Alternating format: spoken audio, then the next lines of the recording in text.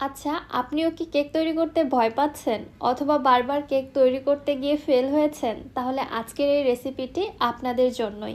বারবার কেক তৈরি করতে গিয়ে আপনারা অনেক উপকরণই নষ্ট করে ফেলেছেন কিন্তু পারফেক্ট কেক তৈরি করতে পারেননি, তাদের জন্যই আমার আজকের এই আয়োজন। একটি ভিডিওর মধ্যে A to Z কেক তৈরির সকল ডিটেলস আপনারা পেয়ে যাচ্ছেন।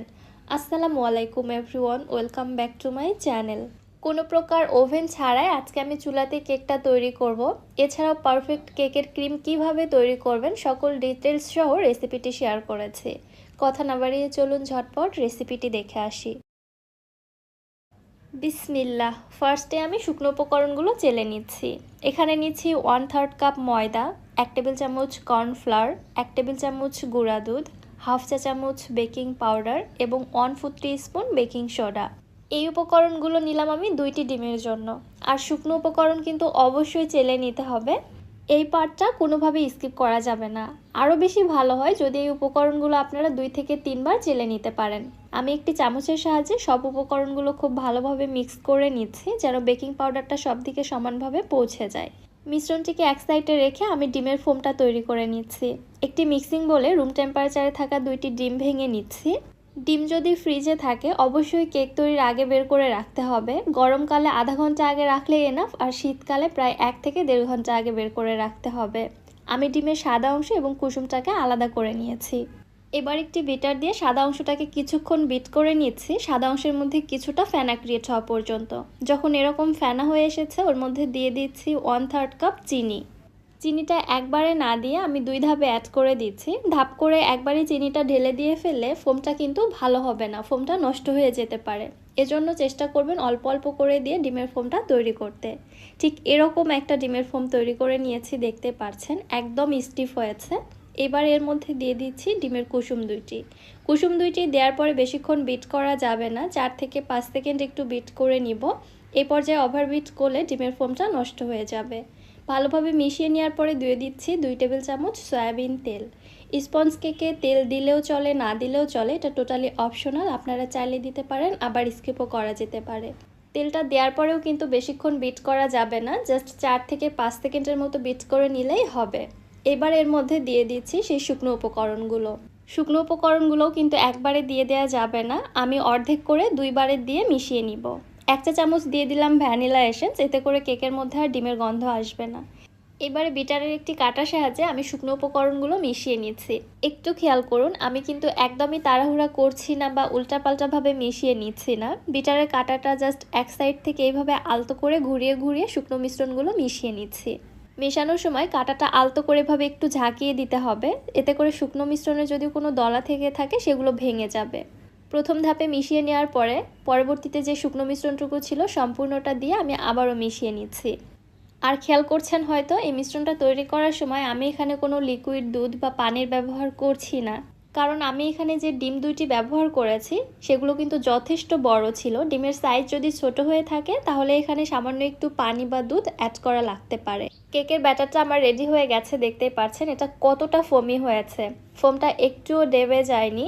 আমার দেওয়া টিপসগুলো যদি আপনারা প্রপারলি ফলো করতে পারেন তাহলে আপনারও কেকের ব্যাটার ঠিক এরকমই হবে। কেকের ব্যাটার যদি অনেক বেশি পাতলা বা ফোমটা ডেবে যায় তাহলে কিন্তু এই কেকটা কোনোভাবে পারফেক্ট হবে না। মানে স্পঞ্জ কেকের ব্যাটার কিন্তু এরকম ফোমি টেক্সচারেরই হবে। ফোম যদি ডেবে যায় বা নষ্ট হয়ে যায় তাহলে বুঝতে হবে আপনার কেক কিন্তু হবে না। আমি এখানে 6 ইঞ্চি সাইজের একটি কেক মোল্ড নিয়েছি। মোল্ডের তলায় একটি বাটার পেপার দিয়েছি, কিন্তু এখানে কোনো তেল ব্রাশ করিনি। স্পঞ্জ কেক বেক করার সময় তেল কখনোই ব্রাশ করবেন না, তাহলে কিন্তু কেকটা ফুলে আবার ডেবে যেতে পারে। ব্যাটারটি মোল্ডে ভালোভাবে সেট করে নেওয়ার পরে চলে যাচ্ছি চুলাতে কেকটি বেক করার জন্য। চুলায় একটি প্যান আগে থেকেই আমি প্রিহিট করতে রেখেছিলাম, 5 মিনিট হাই হিটে প্রিহিট করে নিয়েছি। এরপরে আমি কেকের মোল্ডটি বসিয়ে ঢাকনা দিয়ে ঢেকে দিচ্ছি এবং ঢাকনার মধ্যে যে ছিদ্রটা আছে ওইটাও বন্ধ করে দিয়ে কেকটাকে বেক করে নিচ্ছি প্রায় 30 মিনিটের মতো। কেকটা বেক হতে থাক, ততক্ষণে আমি বাকি প্রিপারেশনগুলো সেরে নেই। আমি এখানে হোয়াইট চকলেটের একটি গানাশ তৈরি করব। নিয়ে নিলাম হাফ কাপ হোয়াইট চকলেট, সাথে দিয়ে দিচ্ছি 1/3 cup whip cream. Chocolate ganache তৈরির কিন্তু এটাই সঠিক মেজারমেন্ট। এবারে এই বাটিটিকে গরম পানির উপরে রেখে আমি এগুলোকে মেল্ট করে নিব। আপনারা চাইলে মাইক্রোওভেনেও মেল্ট করে নিতে পারেন। মেল্ট করার পরে গানাশটা ঠিক এরকম হয়েছে দেখুন। এবার এই গানাশের মধ্যে আমি দিয়ে দিচ্ছি হালকা একটু রেড ফুড কালার। কেকটি যেহেতু আমি আমার পছন্দ মতো ডেকোরেশন করব, আমি ওই জন্য আমার পছন্দ মতো কালার এখানে দিয়ে দিচ্ছি। আপনারা চাইলে আপনাদের পছন্দ মতো কালার মিক্স করে আপনাদের ইচ্ছে মতো যে কোনোভাবে ডিজাইন করে নিতে পারেন। চকলেট গানাশটা রেডি হয়ে গেছে, এটাকে আমি এক সাইডে রেখে দিচ্ছি। এবার আমি কেকের জন্য ক্রিমটা তৈরি করে নিচ্ছি। একটি মিক্সিং বলে নিচ্ছি 1 কাপ হুইপ ক্রিম। ক্রিমটা কিন্তু বরফ ঠান্ডা অবস্থায় আছে। এবার একটি ইলেকট্রিক বিটারের একদম লো স্পিডে ক্রিমটাকে বিট করে নিচ্ছি 2 মিনিট। এই অবস্থায় বিটারের স্পিড বাড়াবেন না, প্রায় 1.5 থেকে 2 মিনিট লো স্পিডে বিট করে নেওয়ার পরে যখন দেখবেন ক্রিমের মধ্যে এরকম একটা থিকনেস চলে আসছে, ঠিক তারপরে বিটারের স্পিডটাকে আমি বাড়িয়ে একদম হাইতে করে দিব। এবারে হাই হিটে বিট করে নিতে থাকবো যতক্ষণ পর্যন্ত না ক্রিমটা প্রপারলি স্টিফ হচ্ছে। আচ্ছা, বিট করার সময় কিন্তু আরেকটা জিনিস লক্ষ্য রাখতে হবে, আপনার হাতটাকে দ্রুত নাড়াচাড়া করতে হবে। মানে আপনি যে বিটারটা চালাবেন কিন্তু আপনার হাতটাকে ঘুরাবেন না, এভাবে করলে কিন্তু ক্রিম হবে না। যতটা সম্ভব আপনার হাতটাকেও এদিক সেদিক দ্রুত নাড়াচাড়া করে ক্রিমটা তৈরি করে নিতে হবে। আমার এই ক্রিমটা একদম পারফেক্টলি স্টিফ হয়েছে, দেখতে পাচ্ছেন কতটা পারফেক্ট হয়েছে এবং খুব দ্রুত সময়ের মধ্যে কিন্তু এটা হয়ে গিয়েছে। প্রায় 3 থেকে 3.5 মিনিটের মতো সময় লেগেছে। ক্রিমটাও রেডি হয়ে গিয়েছে, এবার এটিকে এক সাইডে রেখে দিচ্ছি। এদিকে আমার কেকটা প্রায় 30 মিনিট পরে অলরেডি বেকড হয়ে গেছে, আমি চেক করে নিচ্ছি। কেকটা কতটা ফুলেছে আশা করছি আপনারা দেখেই বুঝতে পারছেন। এবারে কেকটা আমি চুলা থেকে নামিয়ে পুরোপুরিভাবে ঠান্ডা করে নিয়ে মোল্ড আউট করে নিচ্ছি। মোল্ড আউট করার আগে একটি নাইফের সাহায্যে কেকটাকে মোল্ডের চার সাইড থেকে ছাড়িয়ে নিচ্ছি, এরপর এটাকে ডিমোল্ড করে নিচ্ছি। নিচে যে বাটার পেপারটা দিয়েছিলাম ওইটাও উঠিয়ে নিচ্ছি। এখন দেখুন কেকটা কতটা স্পঞ্জি হয়েছে। এবার একটি ব্রেড নাইফ দিয়ে আমি কেকটিকে সমান 3টি স্লাইসে ভাগ করে নিচ্ছি। আপনারা চাইলে 4টি স্লাইসও করতে পারেন, তবে আমি কেকের স্লাইসগুলো খুব বেশি পাতলা করতে চাচ্ছি না, এজন্য 3টি স্লাইস করে নিলাম। ওভেন ছাড়াও চুলাতে যে এমন পারফেক্ট স্পঞ্জ কেক তৈরি করা যায় আশা করছি সেটা আপনারা বুঝতে পেরেছেন। সো আর কোনো টেনশন নেই, আপনারা চুলাতেই কিন্তু তৈরি করে নিতে পারবেন। এবারে কেকটা ডেকোরেশন করার জন্য আমি একটি বোর্ডের উপর ফার্স্টে একটু ক্রিম লাগিয়ে দিলাম। এর উপর একটি কেকের স্লাইস বসিয়ে দিয়ে দিচ্ছি সুগার সিরাপ। এবারে দিয়ে দিচ্ছি ক্রিমটা আপনারা আপনাদের পছন্দ অনুযায়ী বা টেস্ট অনুযায়ী কমিয়ে বাড়িয়ে দিতে পারবেন। আমি আমার পছন্দ মতো দিয়ে দিচ্ছি।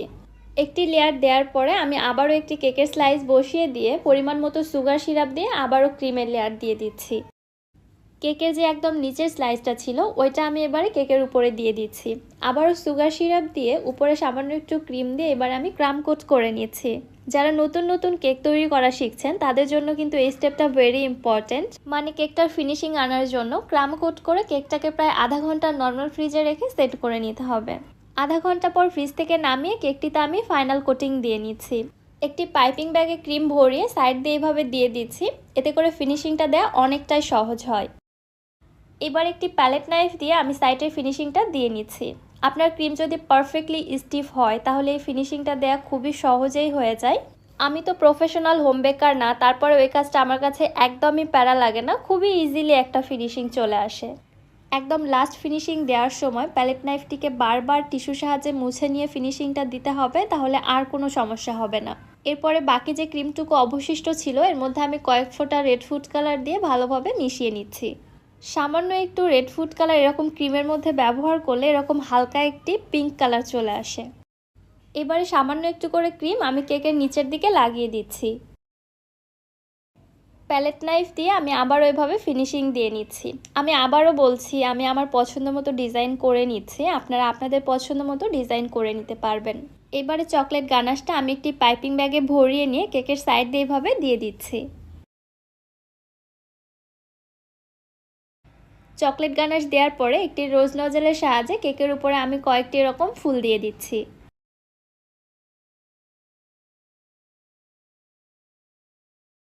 কেকের নিচের বর্ডারেও আমি একটু ডিজাইন করে দিচ্ছি। এবারে কেকের মধ্যে যে ফাঁকা অংশটা রয়েছে ওইখানে আমি কিছুটা হোয়াইট চকলেট গ্রেট করে দিচ্ছি। সবশেষে উপরে দিয়ে দিচ্ছি কিছু সুগার বল। তৈরি হয়ে গেল খুবই মজাদার এবং ইয়াম্মি ইয়াম্মি ভ্যানিলা কেক। আপনাদের বাচ্চারা যদি বাসায় বায়না ধরে খুবই সহজেই এইভাবে আপনারা কেক তৈরি করে দিতে পারবেন। এছাড়াও আপনারা যারা কেকের বিজনেস করতে চান তারাও কিন্তু আমার এই রেসিপি ফলো করে কেকের বিজনেস শুরু করতে পারেন। কেকটা মাশাআল্লাহ খুবই বেশি মজা হয়েছে, এটা যে কেউ খেয়ে পছন্দ করবে। কেকটা আমি কয়েক ঘন্টা ফ্রিজে রেখে সেট করে নিয়ে তারপরে আপনাদের সঙ্গে কেটে শেয়ার করছি। মাশাআল্লাহ, কেকটা যে শুধু দেখতে সুন্দর হয়েছে তা কিন্তু না, এটা খেতেও অনেক বেশি মজা। রেসিপিটি আপনাদের কাছে কেমন লাগলো অবশ্যই আমাকে কমেন্ট করে জানাতে ভুলবেন না। আজকের মতো তাহলে এখানেই বিদায় নিচ্ছি। সবাই ভালো থাকবেন, সুস্থ থাকবেন। আল্লাহ হাফেজ।